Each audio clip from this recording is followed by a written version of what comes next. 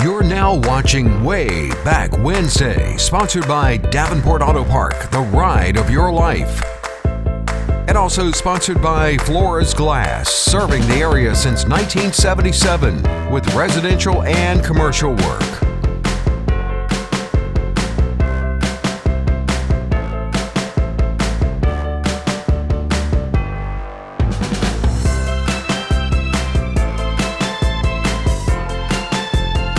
Good evening, friends, and welcome to another episode of Wayback Wednesday. I'm Randy Adcock. So glad you could be with us tonight. Tonight is, as is often the case with this show, we're going to go back and touch base on some topics from last week's show. If you were happened to be tuned in last week and saw last week's show, you know we had a bit of a mystery on our hands when we shut down the show last week. We were talking about a lady named Tony Young. Just kind of refresh. I had a viewer a couple of weeks ago ask about a restaurant that they used to attend in North Church Street in Rocky Mount. I had a feeling they were talking about the Rio, but they said no, it was something else. And it turned out it was the Carlisle restaurant that was there before the Rio. And if you remember, while I was doing research on the Carlisle/Rio restaurant location and so forth, I stumbled across this article about an orchestra that came to Rocky Mount, the Bubbles Becker Orchestra. And they had this female singer named Tony Young. And so I had gone a little ways in researching both Mr. Becker and Miss Young, and then I ran into a brick wall, particularly on her. Couldn't find anything after about 1956. And it really bugged me because I was really interested in her, and I guess a couple things about this story kind of resonated with me. Number one, my grandfather, many of you may have heard this story before, my grandfather played the slide trombone in the Rocky Mount Community Band on two different occasions, first back in the 1920s and 30s, and then again when he was literally in his 70s. And he loved music, he loved big band music, and so, and I love music myself. In another life many, many years ago, I used to play guitar and sing in a couple of local little establishments around town. And so I remember very well that connection you get with the audience when you're performing, whether you're playing an instrument or singing or doing both, and you're getting that feedback from the audience. It's just a really good feeling to be a part of on both ends. If you're in the audience and you're connecting with someone on a personal level while they're performing or playing an instrument or singing, it's a very personal thing. And so I guess the combination of my grandfather, who was an avid musician, and particularly from the big band era, and then this story about this lady who was obviously a very attractive lady, but more than her physical appearance, something about her just told me that she was able to connect very deeply with her audience. And so I wanted to know more about her. So I laid in bed a few nights this week thinking about her, and finally a little thing clicked in my mind. I said, well, most likely, and some of you probably already figured this out, but most likely Tony Young was a stage name, which meant, of course, she had a real name. And so I said, well, how do I go about finding her real name? And so I went scouring my favorite website, newspapers.com, and literally spent hours and hours researching, trying to find out who this lady was in real life. And lo and behold, purely stroke of luck, I'll be the first to admit, because when you do a search in this newspapers.com website, it's not at all uncommon for it to come back with thousands of results to a single search. That's why you have to be very specific about how you search. And while we're on the topic of searching, I kind of want to go through the night how I do what I do sometimes when I'm looking for information about these particular topics or people or buildings or businesses. Because some of you may want to do this. Some of you may want to do some research and find out about your family members or somebody that just interests you. And so there's some really good resources out there. Certainly the internet is top of the list, and websites like newspapers.com are a big part of my research. Google, some of you may prefer DuckDuckGo, another web search engine. But I use all available resources, including the public library. And so again, I went in earnest trying to find out who this lady was in real life, as opposed to being Tony Young. So lo and behold, let us put up item number one tonight in the Norfolk Ledger Star newspaper, November the 30th, 1954. purely by luck, I stumbled across this picture in this article of a lady named Eloise Bradner who marries Bubbles Becker. And the caption reads, Mrs. Bruce Becker was, before her recent marriage in Biloxi, Mississippi, the former Eloise E. Bradner, daughter of Mr. and Mrs. David E. Bradner of Norfolk. And it goes on to talk about she was from the area. She was a graduate, 1946 graduate of the Maury High School in Norfolk, Virginia. And so I said, okay, great. Now I know who she is. Now I can start, tracking down more information about her and her family and her life in general. And I was really excited. And so I kept digging, and I stumbled across something else that was very interesting to me. It happened to be a 1940 census, item number 2, Lee, if you would. And obviously this is from 1940. I'm not sure exactly when it was put up on the website I was looking at. But if I draw your attention to the very bottom, Mr. David E. Bradner is the last listing there, and it says, of course, he's the head of the family. His wife, just below him, is Virginia P. Bradner. And then at the very bottom of the list is Eloise E., who's their daughter. And at this time, in 1940, she was 13 years old. And so this picture got cut off here, but it actually gave their address, too. And their address in 1940 was 2633 Vincent Avenue in Norfolk, Virginia. So I said, okay, great. Now I've got a mother's name, a father's name. I've got a street address where she was living, at least in 1940. I know from the previous picture that she was a 1946 graduate of the Maury High School there in Norfolk, Virginia. So now I've got a good basis to start researching this lady and seeing how much more about her I can find. And so I was really, quite interested in learning more about her. And the more I read, the more I became intrigued and wanted to find out more. Just to see what it looked like, I did a Google search on her street address from 1940, that 2633 Vincent Avenue. Lee, if you would put up item number 3. And for someone who had such a remarkable, albeit somewhat short career, I'll get more to her career in a minute, but she traveled up and down the East Coast, as far west as Chicago, down to Texas, across the Gulf Coast. Bruce Becker's band, Bubbles Becker Band, or orchestra as it was referred to at that time, really and truly was on the same scale as some of the ones that you may have heard of, the Glenn Millers and the Duke Ellington and so forth, Kay Kaiser. There was some really, really good musicians in this band. There was some really good performers. Bruce Bubbles Becker himself was referred to in many instances as being a consummate professional. I did read where his musicality was not that great. He wasn't the greatest musician, but he was a superb showman. And so together, Bruce and Tony Young, a.k.a. Eloise Bradner, traveled all over the eastern part of the United States. And so it was kind of a bit of a surprise to me to see this is where she lived. Very humble neighborhood, very modest house. And by all accounts, her parents continued to live here even after she left home and went about traveling all across the country performing with her husband. So anyway, like I said, just something that I thought would be neat to take a look at, and so there we are. As I mentioned earlier, she was a 1946 graduate of the Maury High School in Norfolk, Virginia. I really did not go looking to try to find necessarily a picture of her, but I thought it would be neat to try to find a picture of the high school.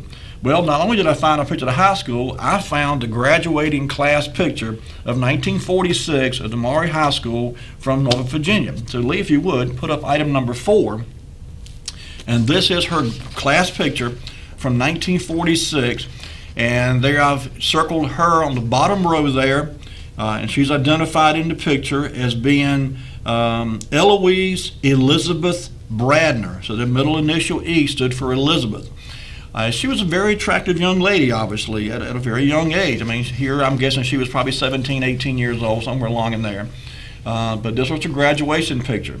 So I'm beginning to, kind of get some roots established now for Miss Tony Young, a.k.a. Eloise Bradner. Eloise Bradner Becker, pardon me, because by the time I had realized that she was married, of course, I had kind of began to put together this picture of her past. And so I thought, okay, so we'll just see where this goes. So I kept, digging more into Bruce Bubbles Becker himself and the orchestra and her to see what I could find. And, she was very impressive in her own right. But as I said, Bruce Becker really had a long and storied career in the entertainment industry.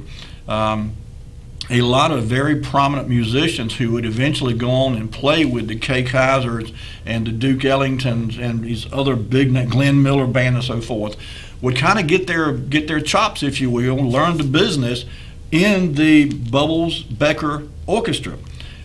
He was kind of a clearinghouse, if you will, for musicians to kind of learn the industry and learn how to be a member of a on-the-road, constantly touring orchestra.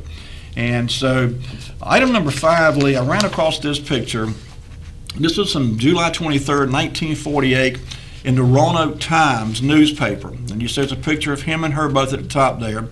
And it says, "Dance away your troubles with Bubbles, Bruce Bubbles Becker, America's most entertaining dance orchestra, featuring Tony Young, vocalist, and Marvin Roberts, baritone." Now, she never did change her professional name back to her maiden name. The whole time that she was with the Bubbles Becker Orchestra, she went under the stage name of Tony Young. And the bottom part of this is kind of, I'm not going to read the whole thing, it's kind of long. I wanted to kind of give some information about Bruce Becker here. It says, when Bruce Bubbles Becker brings his tailor-made band into Roanoke Saturday, July 31st, in the American Legion Auditorium, dancers of this area will witness one of America's happiest combinations of fine dance music and laugh-provoking entertainment ever assembled. The Bubbles Becker Orchestra, from a musical standpoint, presents an array of tunes, popular and old favorites, played in a tempo made for dancing. But since Maestro Becker contends that a well-played dance program is not enough to satisfy the average dancer's entertainment whims, sprinkles his program throughout with numerous novelty songs, comedy skits, and production numbers which literally keep the crowd rocking with laughter. It goes on to tell a little bit about him. Since 1937, while playing at the French Casino in Miami Beach, Florida, he was chosen by NBC to represent Greater Miami on a New Year's Eve round-the-world dance program.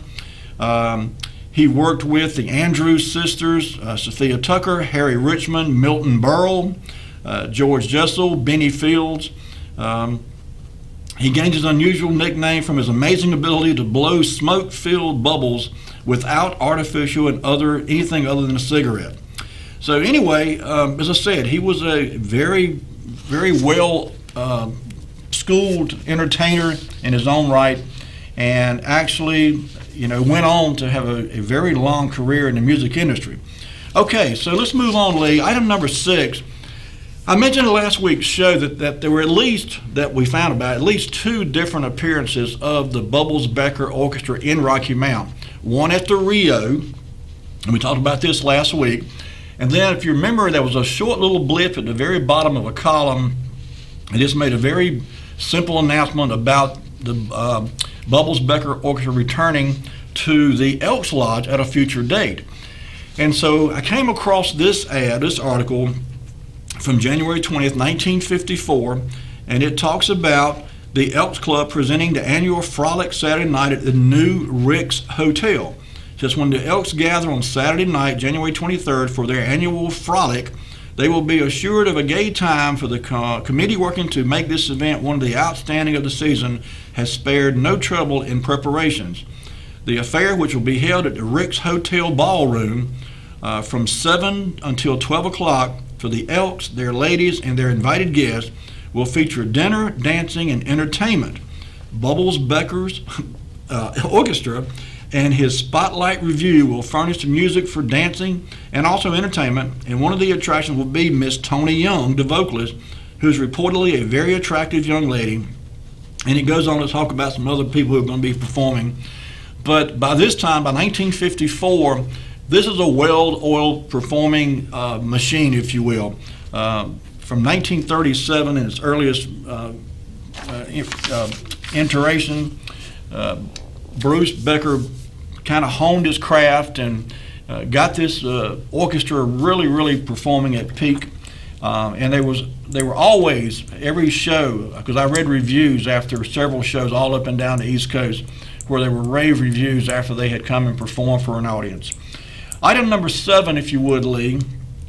This is from September 15th, 1956. And I showed this picture last week, but I came back to it because if you would notice now in the previous picture and in her high school graduation picture, she was a very dark-haired lady. I don't know if it was black or dark brown or auburn, but obviously by 1956 she was blonde. I guess in the spirit of the Marilyn Monroe's and some of the other platinum blondes that were out and so popular, it was the thing to do in the 1950s. She made an attractive blonde too, no doubt about it. But the caption reads here, Saturday night songstress Tony Young, Mrs. Bubbles Becker in real life, prepares for another appearance on WTAR-TV's Andy Roberts show tonight at 10. The lovely songstress was a vocalist with Becker's orchestra. Now notice that caption says, was a vocalist with Becker's orchestra.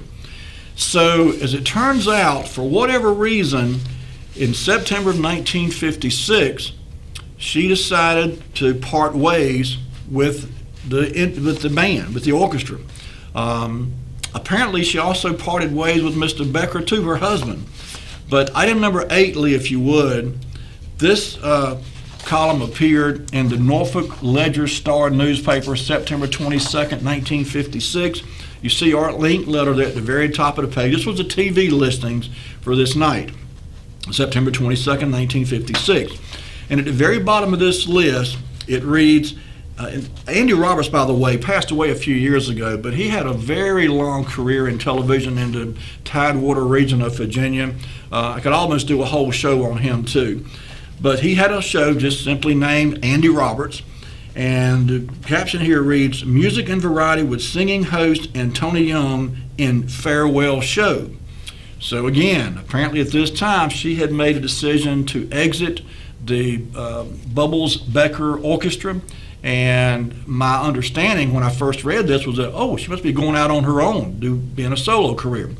Well, not so fast. I just realized, too, it's time for our first commercial break. So, Lee, bring it back to me if you would. When we come back from the break, we're going to talk a little bit more about Tony Young, a little bit more about her family. We're going to get to some more old pictures of Rocky Mount. But before we do that, we've got another mystery that's kind of come about from this first mystery that I thought I had solved. So don't go anywhere. We'll be right back with more Wayback Wednesday.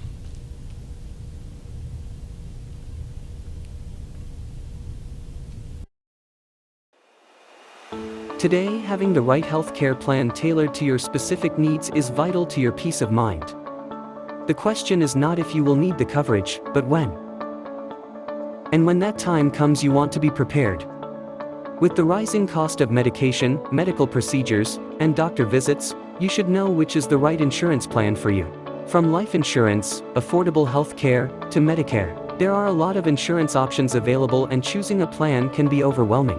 Having Gus Tullis as your insurance professional on your side will give you peace of mind, because you will know you are covered with the insurance that meets your needs. Hello, my name is Gus Tullis of Gus Tullis Insurance, and I've been helping people with their insurance needs for well over 20 years. Call me today. I'll answer any question you have. 252-937-6913. Looking forward to hearing from you. I'm Daniel Moss, owner of Cornerstone Funeral Home, and I'd like to invite you and your family to give our family an opportunity to serve you in your time of need. And we offer a full line of funeral services, everything from visitations to graveside services to cremations on site with a live crematory, as well as a banquet hall to meet the catering needs of our families that we serve. We offer catering service. We offer refreshments prior to visitations and services of our family. And we want to invite you to come and experience the difference here at Cornerstone Funeral Home.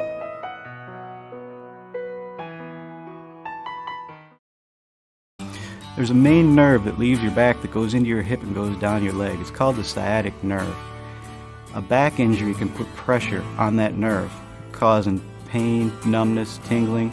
Chiropractors can actually help that. At the Hammer Chiropractic Center on Sunset, we know exactly what to do. We have very good relationships with the doctors in Rocky Mount. We like to co-manage people's care. Some medications may help us do our jobs, and our jobs may help their medications work better. If you or your loved one is living with hearing loss, and if you haven't found a solution that fits your lifestyle, then you should consult with the local experts at the new Hearing Aid Urgent Care in Nashville, North Carolina. Hearing Aid Urgent Care is a place to go for over-the-counter hearing solutions that will improve your daily life and communication between your loved ones and you. Purchasing in our store does not require any prescription or medical recommendation. Our team of experts does recommend a hearing examination so we can help you purchase the correct product for your personal needs. We hold regular listen and learn events so you can ask questions and work with the high-quality products from our vendors to find out what hearing device will best suit you before you buy. Open Friday and Saturday, 11 a.m. to 7 p.m. And you can call 252-459-4008 to find out more information. Hearing Aid Urgent Care located at 102 West Nashville Drive in Nashville, North Carolina.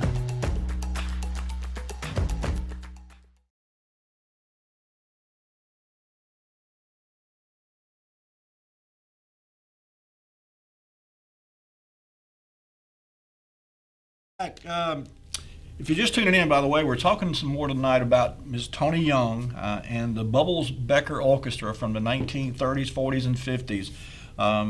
It appears that by 1956, Tony had, for whatever reason, decided to part ways with the orchestra and her husband, as it turns out. I looked in earnest to try to find something beyond 1956. And I just realized during the break, and I got two of my pictures out of order. So Lee, let's go ahead and put up number 9, since it should have been up before number 8. But this actually appeared in the Virginia Pilot, September 15th, 1956. And it is a picture of Tony Young. And I just mentioned a minute ago about Andy Roberts. And she appeared, this was, again, another TV listing here. And it just lists that tonight, Tony Young, Norfolk singer and wife of band leader Bubbles Becker, guest at 10 p.m. So even though technically she was still his wife, she was no longer, apparently no longer anyway, in the band or in the orchestra, or performing with the orchestra, I should say. And this was the last reference that I could find, this 1956. It was actually a couple different dates in September of 1956, the 21st and the 15th.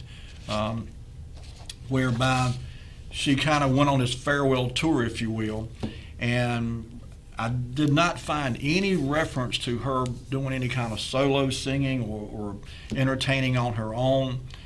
So other than this Andy Roberts TV appearance. And by the way, one of the things that I realized too was that both Tony Young and Bubbles Becker, the orchestra, they made multiple live appearances, obviously, but they also appeared on television shows.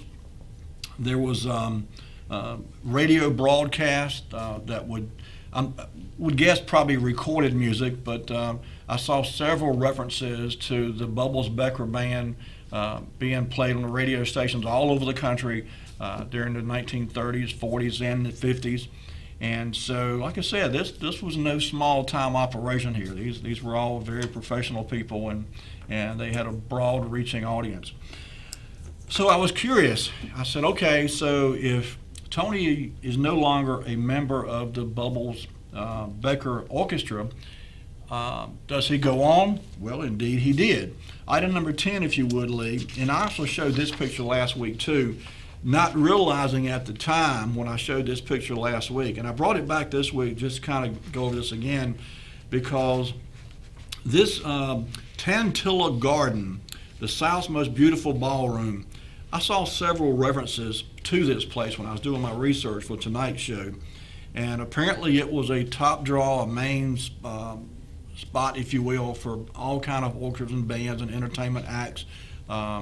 And it was a very, very nice place from what I understand, very elegant.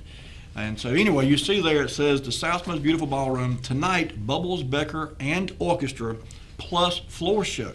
No mention at all of Tony Young. And so again, this is April the 9th of 1960. So by 1960, she had moved on. And so when I realized that she was no longer with the orchestra, and I began looking for her in other locations, other entertainment fields perhaps, or something else, I ran into another brick wall.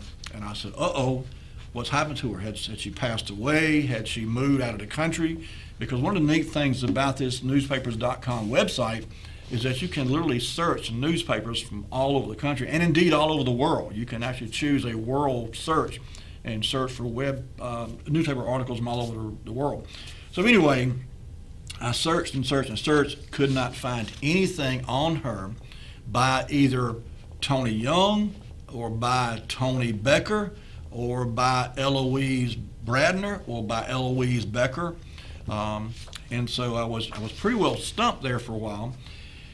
And then I stumbled across some sad news about this lady. Item number 11, if you would, Lee.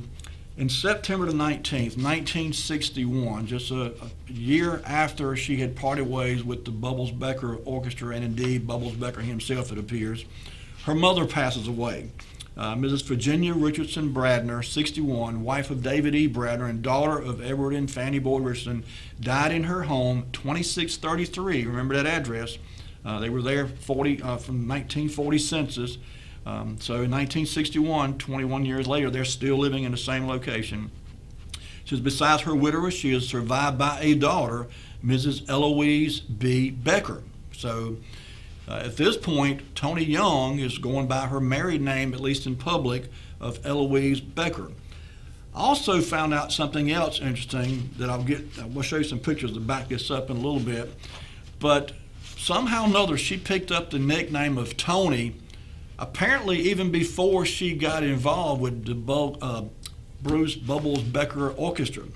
And so a lot of people knew her by Tony. That was her nickname.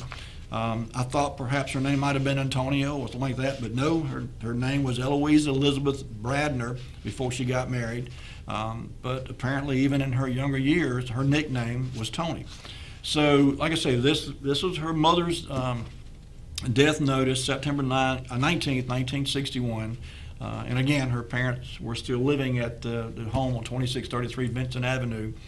And this was after she had been a fairly distinguished career in the entertainment industry. I would have thought that her parents would have moved up. Maybe that was just not in the plans. But anyway, so what I found out purely by accident was that Tony Young, a.k.a. Eloise Becker, and Bruce Bubbles Becker parted ways. Not only did they part ways professionally, they parted ways from husband and wife. And in fact, she remarried. And she remarried a man by the name of Nicholas Montalto. And I searched high and low to find a marriage announcement or something that would tie them together, and it was ironically the death of both of them that I was able to tie the two together. But in any case, we'll get to that a little bit later on. But just a little bit of information about Nicholas Montalto. He in his earlier life was a professional baseball player. In fact, I think he played for the Yankees back in the 1930s. But he was he also was in the Army. He served during World War II, and then after he got out of the military, he got into the insurance business. And Lee, item number 12, if you would. This is from the Virginia Pilot newspaper, March the 3rd of 1963. And Nicholas Montalto had gone to work for the John Hancock Insurance Company, and rapidly rose up through the ranks to become a very prestigious insurance agent in the southeast region, particularly in Virginia, Tidewater region. And this is there's a lot of information here, but basically it's talking about It says 3 times in a row, John Hancock's Norfolk District Agency wins the President's Trophy for sales and service of life insurance. And down there at the bottom it says Nicholas R. Montalto is the district manager. So, like I said, he became very successful in the insurance business.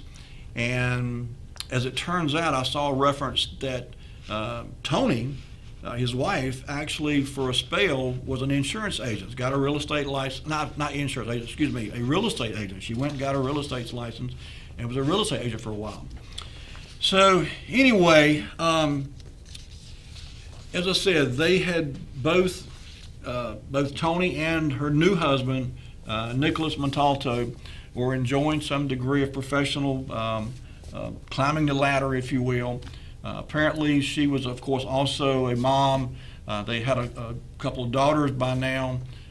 She had one, of course, I think with Bruce Becker. They ended up having a couple more. And so I think she made a decision to be more of a stay-home mom. I saw very few references to her, even though she had her real estate license. I saw very few references to her actually being out and being an active agent. So anyway, so then I got to watch, okay, well, what happened to Bruce? Did he continue on, or did he hang it up too? Her first husband, of course, had been very successful for many years before she came and joined him, and all during the time they were together, he was very successful. So I actually stumbled across an article that appeared in the Richmond Times-Dispatch, September of 1968. Lee, if you would, put up item number 13 for our viewers. And this is just an article, and it's admittedly a very long article. And I'm not going to read the whole thing, obviously, but I do want to read a little bit here about Bruce Bubbles Becker. And it goes on to say, Bruce Bubbles Becker, that's a mouthful, of Norfolk, president of Southern Orchestras Incorporated, one of the largest booking agencies in the South, and a former leader of the 30s who used Richmond as a base of operations, says, and by the way, I should have said this before I started reading that, there was a big discussion about liquor by the drink in Richmond. This was in 1968. And like a lot of municipalities and cities around the country, there was a big discussion going on about whether or not to make liquor by the drink available in bars and restaurants and nightclubs and so forth. And so that's what this article is about. And so to get the opinion of someone who had been very much involved in the bar entertainment industry, they went and got Bruce Bubbles' opinion, Becker's opinion. And he says, I honestly think that if this new local option bill eases things for the club owner, that's a good place with good music will make a go of it. The trend of certain parts of the new sound in music leans toward bigger groups, and people with more money than ever before are looking for places to spend it. Liquor by the drink is not a cure-all. Properly used, that is to say licensing, it can help upgrade Norfolk and the Virginia Beach, all the areas of Tidewater, as far as entertainment, restaurants, and potential places for music are concerned. This means not only the form of direct taxes, but in revenue attracted from out of state, bringing more money into the community. So he was kind of, for lack of a better term, we'll say walking the fence here. He wasn't wholeheartedly behind liquor by the drink, but he said if it's licensed properly and administered properly, it could be a good revenue generator for the area, for the Tidewater region, Norfolk, Portsmouth, Virginia Beach area up there. And I suspect he was probably right. Notice he made mention, too, about the new type of music coming on. 1968, the Beatles are here in the United States now. Rock and roll music is starting to make its presence known. And people are, going to concerts, and their televisions are in every home now. We'll talk a little more later on the show about television in Rocky Mount. But by 1968, every home in America's got a television, just about anyway. And so... And that's a major change. If you think about it, from the 1930s, prior to World War II, most people didn't have a television. A lot of them didn't even have a radio, but those that had any means at all to be in touch with the rest of the world outside of their own little street area would maybe have a radio.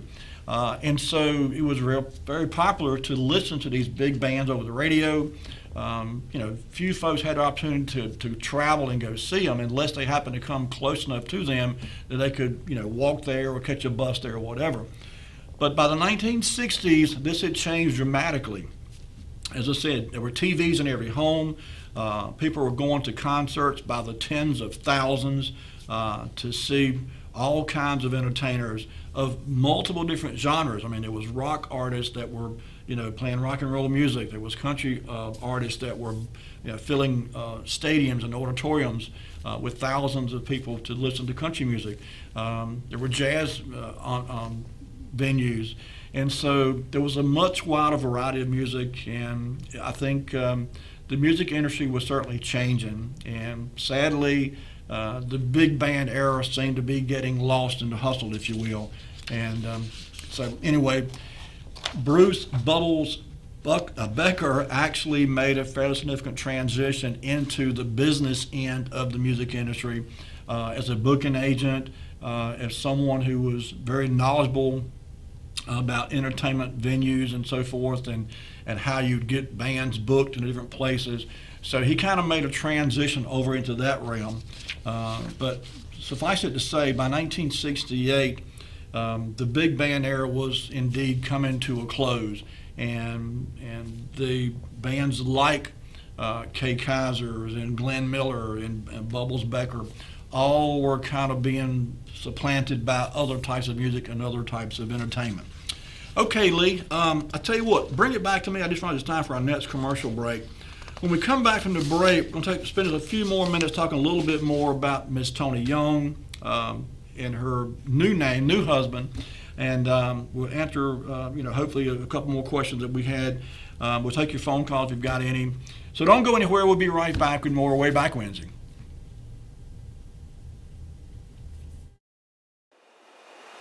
Today, having the right health care plan tailored to your specific needs is vital to your peace of mind. The question is not if you will need the coverage, but when. And when that time comes, you want to be prepared. With the rising cost of medication, medical procedures, and doctor visits, you should know which is the right insurance plan for you.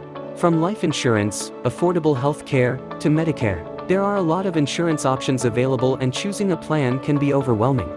Having Gus Tullis as your insurance professional on your side will give you peace of mind, because you will know you are covered with the insurance that meets your needs. Hello, my name is Gus Tullis of Gus Tullis Insurance, and I've been helping people with their insurance needs for well over 20 years. Call me today. I'll answer any question you have.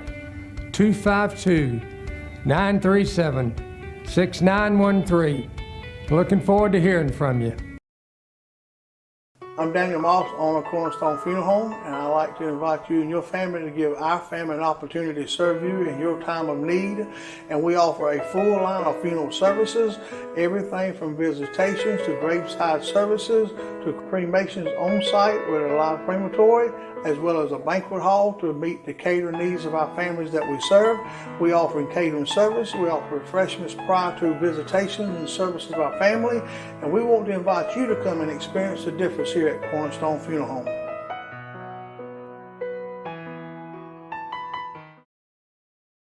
There's a main nerve that leaves your back that goes into your hip and goes down your leg. It's called the sciatic nerve. A back injury can put pressure on that nerve, causing pain, numbness, tingling. Chiropractors can actually help that. At the Hammer Chiropractic Center on Sunset, we know exactly what to do. We have very good relationships with the doctors in Rocky Mount. We'd like to co-manage people's care. Some medications may help us do our jobs, and our jobs may help their medications work better. If you or your loved one is living with hearing loss, and if you haven't found a solution that fits your lifestyle, then you should consult with the local experts at the new Hearing Aid Urgent Care in Nashville, North Carolina. Hearing Aid Urgent Care is a place to go for over-the-counter hearing solutions that will improve your daily life and communication between your loved ones and you. Purchasing in our store does not require any prescription or medical recommendation. Our team of experts does recommend a hearing examination so we can help you purchase the correct product for your personal needs.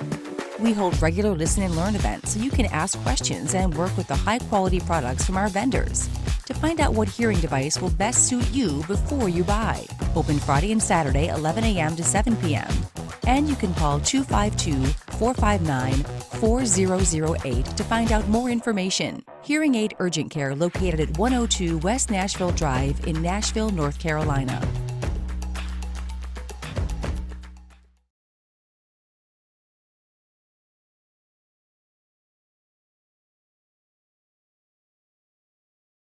And we're back.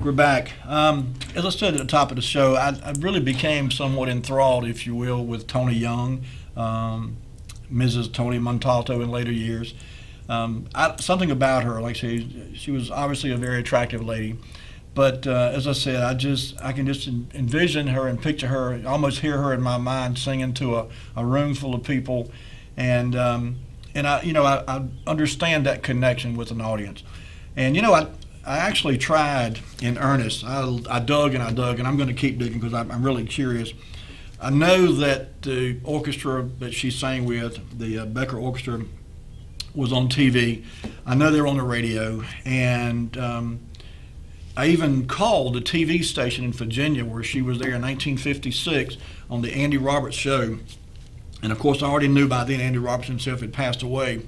But I was hoping maybe, just maybe, there would be some archive video of her being on the show, on his show. And so, as it turns out, in 1976, I think it was, Old Dominion University, which is located there in in Norfolk, just outside of Norfolk, they, for whatever reason, were given all the archived video from that TV station, the WKTR, I think it was. So from 1976 on back, ODU supposedly got all the archive video material that there was. And so consequently, there was nothing there at the station. And the lady I was talking with there at the station said, and I can already tell you, because others have tried, ODU has lost all the video that we gave them back in 1976. They don't know where it is. It's probably there on the campus somewhere, but no one seems to know. So that was a dead end. And so I scoured the web. I went to YouTube videos. I searched for Tony Young. I searched for Tony Montalto. I searched for Bruce Becker. I searched for Bubbles Becker Orchestra.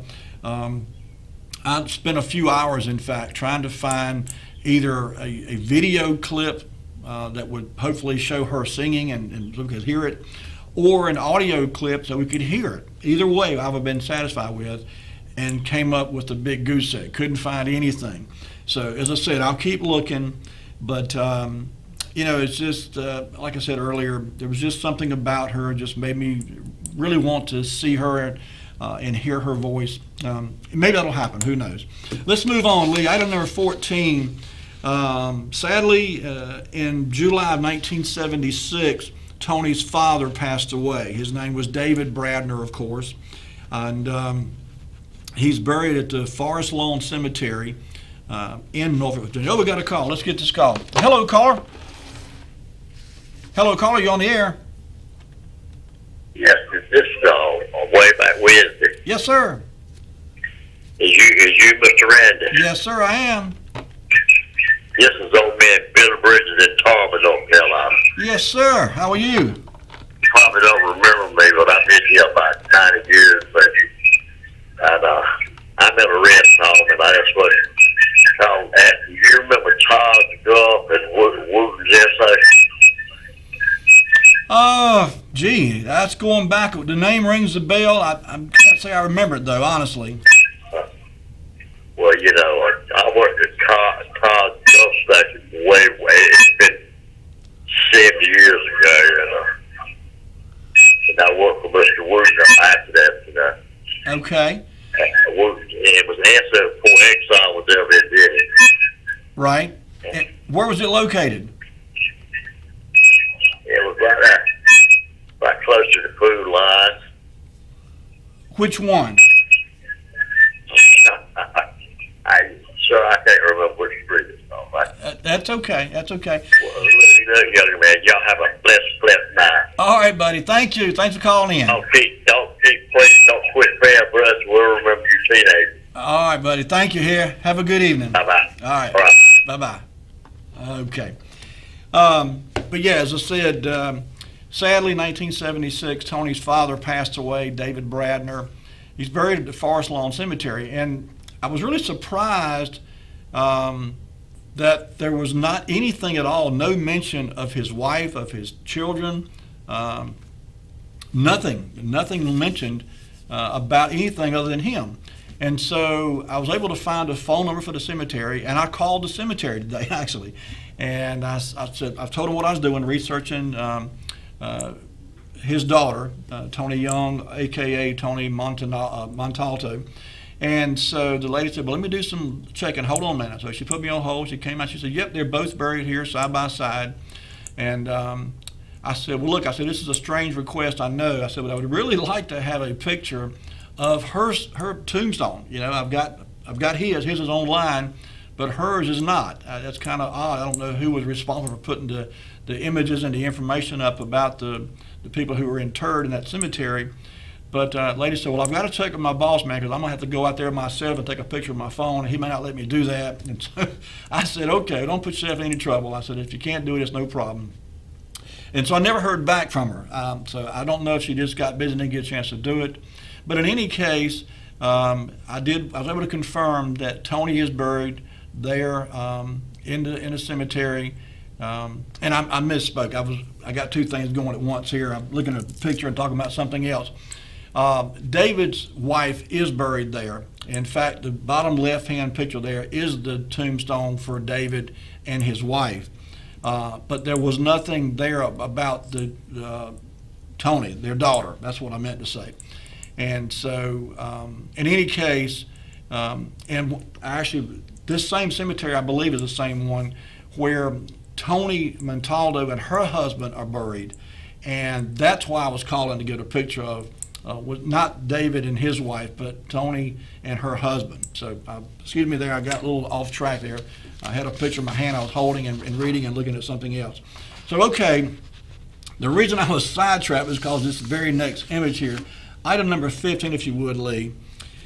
September the 10th, 2016, Tony's second husband, Nicholas Montalto, passed away. And so I was able to find out where he was buried, but what I was getting at a while ago was she was not listed there. So that's what caused me to call the cemetery and find out whether or not she was buried there. And I was told that, yes, indeed, she's buried right beside her husband. And so they're going to try to get me a picture of the tombstone for Tony herself.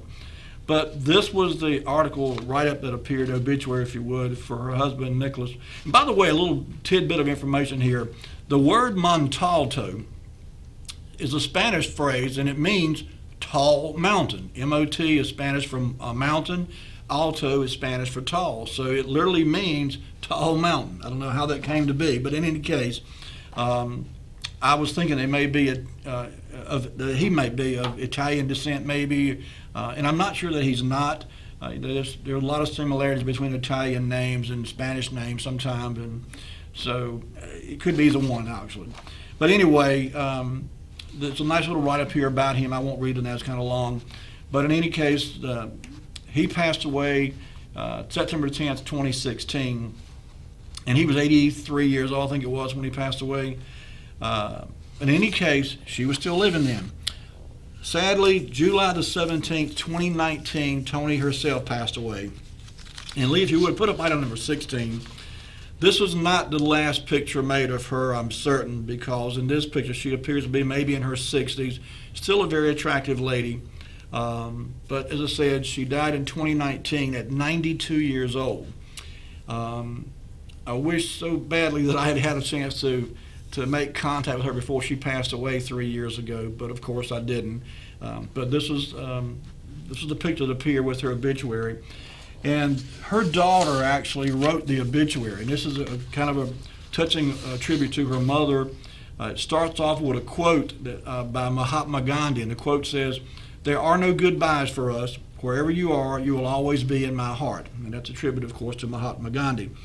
It goes on to say, to her death on July 17, 2019, Tony Montalto was the consummate illustration of social and cultural independence long before females were accepted in such roles.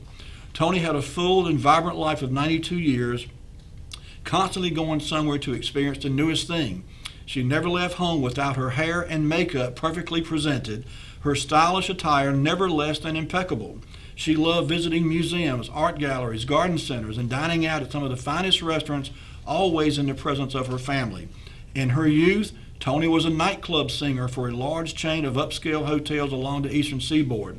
She loved it. It was paradise. Raising a family came next, and later in life, Tony got a real estate license. There was nothing Tony could not do. Mom was always smiling. She married the man of her dreams, lived life every day to the fullest, and had 3 daughters and a son that loved her. It is a privilege to be Tony Montalto's daughter. I love you, Mom, and I miss your hand in mine. Everyone who knew her was fortunate to know her and is blessed to carry powerful memories of her forever. So, again, obviously, the lady had some very strong ties to her family.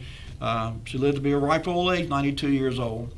And so, like I said, I still have hope that I'll be able to find some video clip, or even better, an audio clip, or even better, a video clip. And if I do, I'll share it on a future show. One neat thing that came out of my research about Tony Young and the Bruce Becker Orchestra was that a very well-known entertainer worked with Bruce Becker. Item number 17, Lee, if you would, put that on the screen for our viewers. This article appeared in the Corpus Christi, Texas Times, June the 30th, 1968. And as it turns out, and I'm not going to read this whole thing, I just want to kind of give you an overview.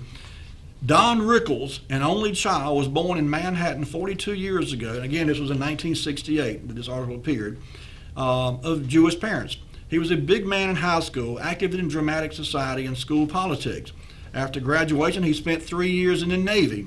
Upon discharge, he entered the American Academy of Dramatic Arts in New York. Among his classmates, Jason Robards Jr. and Grace Kelly.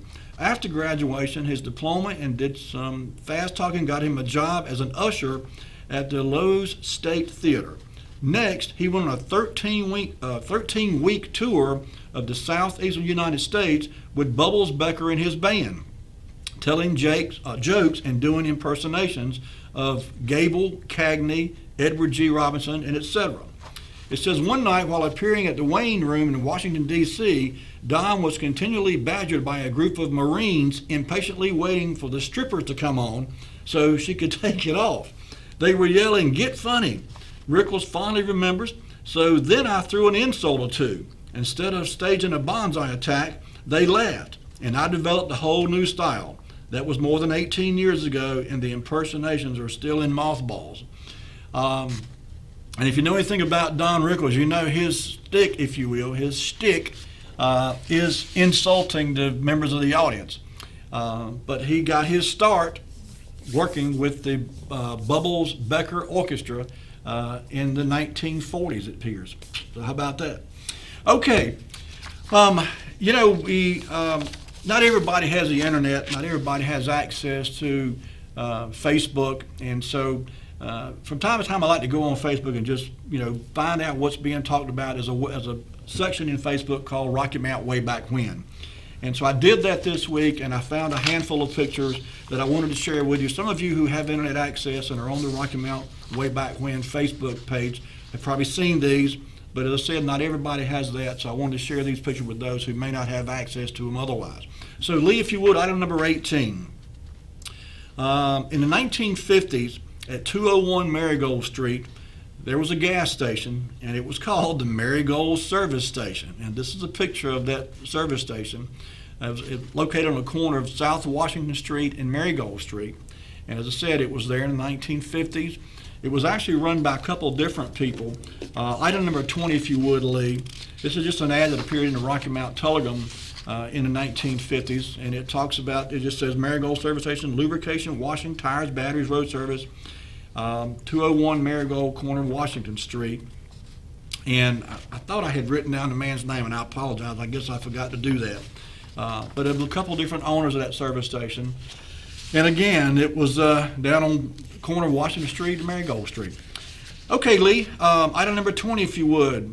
1948, this picture appeared, and it's the caption is being the brightest corner in Rocky Mount. And as you see there, it's the Twin County Motor Company. Now, we've actually talked about the Twin County Motor Company on the show before, but I had never seen a picture of it. So get a good look at this picture and see if it rings a bell with you, because it did for me when I first saw it, but I couldn't figure out where the heck it was. I'll give you the address. That may help you, but the building is still there, by the way, and it doesn't look exactly like this, but you'll be able to see in a minute what I'm talking about. It looks close enough that you can recognize it. The address of this building is 355 South Washington Street. And at that time, in the 1940s, this was the Lincoln Mercury dealership in Rocky Mount. Prior to Flake B. Chipley, who would later get the dealership and move it over to 118 North Church Street beside the Masonic Temple. But in 1948, if you want to go buy Lincoln Mercury in Rocky Mount, you went to 355 South Washington Street to Twain County Motors, and this was the place. And now, today, this building, Lee, item number 21, if you would, this is the same building today, and it's now occupied by Dillon Supply Company. So I did not realize that this building used to be a car dealership until today when I stumbled across that picture and looked at the address. And so anyway, number 22, Lee, this is actually an ad that appeared in 1948 in the Rocky Mount Telegram, and it's showing, of course, the all-new Mercury, Twin County Motor Company, and at the bottom it says 355 South Washington Street. Oh, we've got a call. Let's get the caller. Hello, caller, you're on the air. All right, I'll be very quick. I know you're getting ready to leave, but that place that you just said, AC Motors, that business became under the ownership of Allen Mims, who was the mayor for some time of Rocky Mount. His name was Allen C. Mims. Right. And he owned the Lincoln Mercury dealership at that physical address you just spoke about. 355 South Washington Street. That is correct. Okay. Motors. AC Motors stood for Allen C. Mims, who later also had the Ford dealership on Tarver Street. Right. Okay. Good deal. All right. Thank you, sir. Okay. I see by the clock on the wall we are run slam out of time. I had another 3 or 4 I wanted to get to tonight, but I'll save those for next week. Lee, if you would bring it back to me. Folks, that's going to do it for us tonight. I want to thank those who called in and shared your memories with us. Always glad to hear from you.